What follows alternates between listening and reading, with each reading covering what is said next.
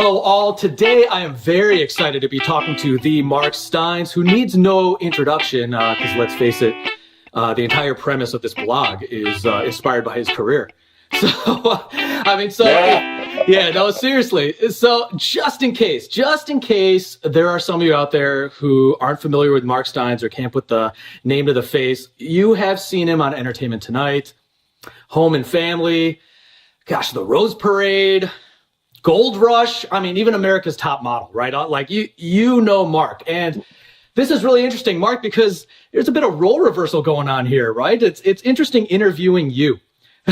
Well, I know. I almost want to ask questions back at you, but it's strange. And there's a skill set to both sides of that coin, because of course, interviewing somebody's one thing, but being interviewed and being a good person to interview is entirely different. And I'm pretty much awful when it comes to being interviewed. I can do an interview with my eyes closed. So your work's cut out for you. Well, you're doing all right, just fine. Okay. All right. So you're probably really sick of hearing this question, but the Rose Parade. I mean, that's amazing. That's a dream gig. Like, how did that come about? I mean, I wasn't even aware that Bob Eubanks was stepping down or any of that going on, right? So how did you land that? It's really strange because you work in a business like this for years. You get an agent, you get a manager. You're trying to build a career and hope for something like this to happen. And I was actually hosting my show here on Hallmark Channel, Home and Family.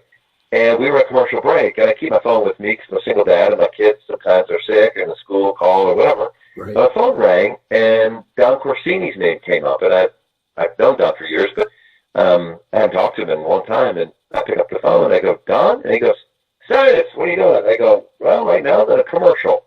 And he's like, you're in a commercial? I go, whoa, commercial break, we're shooting a show because we shoot live. And he goes, oh, okay, well, let me get cut to the chase. You want to host the Rose Parade? And I'm sorry, wait, what? And it was that simple. We got together, had dinner.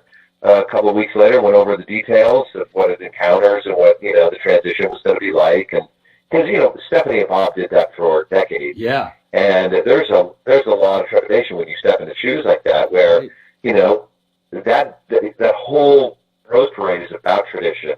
And people don't like change, and people want to have it the way it always was. And we just wanted to make sure everything went smoothly, and it did. We had a great time, and I could not have a better partner in Leeza Gibbons. She is just an amazing, amazing pro through and through. Wow. Hey, by the way, Mark, you are very good at being interviewed. You know just who to plug. And when to be nice. It's fantastic, actually. It's like you've done this 1,000 times. Well, maybe the Rose Parade question 1,000 times. All right. So now most of us know you as an entertainment guy, but what most people don't realize is you used to be a sports guy. Like, how did you make that? Tell us a bit about that and how you made that transition over to entertainment. Well, I was a sports guy. I played football in college. I went and played pro football. I blew my knee out to end my career. I had back surgery, came back from that, and was actually invited to try out, but I just was like, are you kidding me? I wouldn't even pass the physical at that point. But I thought if I can't play it, I'll talk about it. So I got into sports. I followed my passion and mixed it with what I studied. And as I went down that road, it led me, believe it or not, to KCAL Channel 9 here in Los Angeles. And in a small world story, Linda Bell-Blue, who was working at Hard Copy at the time, jumped ship, went over to Entertainment Tonight, and was from Springfield, Missouri.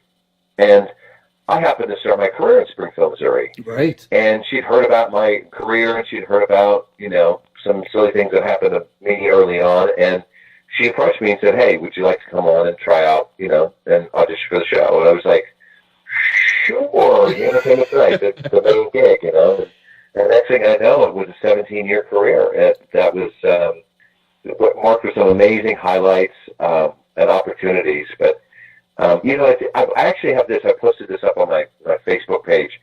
The whole thing, my whole career started with a mistaken identity situation. Now, remember, this is before The Bachelor. This is before reality television. It was hard to get into this line of work without coming up through the ranks of local TV stations and whatnot and getting experience. Right. Where, now you could go on and be on The Bachelor, everybody knows who you are, you Survivor, everybody knows, and then you can get a job in TV. Mm-hmm. So I was covering the Republican National Convention in 1988 and was mistaken as Tom Cruise. It got to be such a big story that Entertainment Tonight ended up doing a story on me.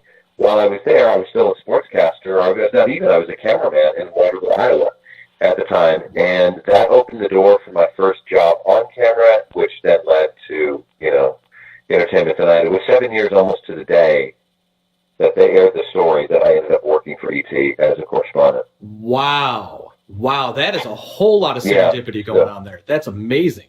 Yeah, there's I know I just dropped some serious knowledge on you on that little bit, but it is on I have my fan page, my public site. I put that up there because I talk about it frequently because everybody needs a break.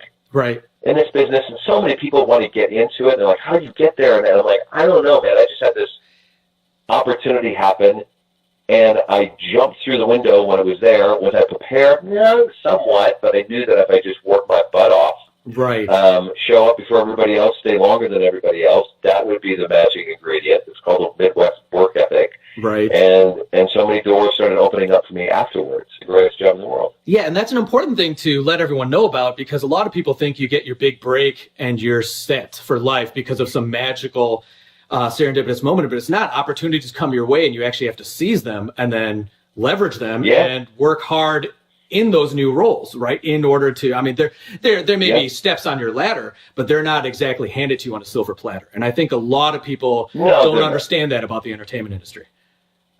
No, and I think that's where you can separate people who, getting in this business is one thing. The longevity is something else. For example, I'm sitting in my trailer right now, and this whole week we have Regis Philbin on as a guest star. He's 85 years old, and he has, the record for the most hours logged on television, 60-some thousand hours of TV time. That longevity is built off of a foundation of character, of integrity, of being relatable, being approachable. He is one of the nicest guys I have ever met. And that translated through the screen, but then you see other people and you see that they are faking it. They're not who they are. They're putting on some sort of shtick. And you cannot be that and then be somebody else off camera. And, you can, but for the most part, it's that longevity. I'm in this now for, I don't know, since the mid-'80s. I've been maintaining a career in this line of work, and it's something I'm proud of. It could go away tomorrow, and we're all aware of it. Everybody who works in this business knows you can get it, but it can evaporate in a moment's notice. Well, that's true, and if it makes you feel better, you have also inspired and established a lot of careers, including mine. So with just what you guys did on Entertainment Tonight. So, there's food on my table today because I was able to watch that as a kid, and I was able to become talent and now able to interview simply because I was able to grow up watching you on TV, right? So I'm sure you hear that a lot, but that's an important, if it does dry up tomorrow, by which you never know, you can rest assured that you made lasting impact culturally. Well, if I've inspired you and any others to reach further, and as my football coach, Daryl Mulder, always said, he was a doctor in psychology, and that coach, he said, guys, your reach always exceeds your grasp. I teach my kids that you just got to keep reaching for that thing that you can't get a hold of yet, and if you keep doing that, your career will move forward. It's when you stop trying and you kick back and say, I've arrived, and when you say that, when you sit there and you say, look, I have arrived, you've just proven that you've failed, because we don't really arrive. We just continue to grow every day. And I'm learning. I'm sitting here watching Reach, do his thing up close and in person. And he has such a personality to be around, and you see that. And I'm learning from him. We have Dana Carvey coming on the show today. Amazing talent and entertainer. I learn from everybody that comes around. Travolta taught me that. He said, it was funny, I interviewed him one time, and he said, he goes, you know what? Everybody I meet, I get a piece of them. Whether it's the way they walk, maybe they carry themselves a certain way, their posture, their laugh, we're all characters. And as an actor, he can fold that into his craft. And he goes, I meet people all the time, and that's what he looks for. And same as, you know, when you're interviewing people, that's how you pick up on good interview skills. You know, we had Larry King on. Same thing, you know? Brilliant. Brilliant. Okay, guys, don't forget to catch Mark on the Hallmark channel, 10 a.m., 9 Central every day. And what do you have coming up that we can look forward to?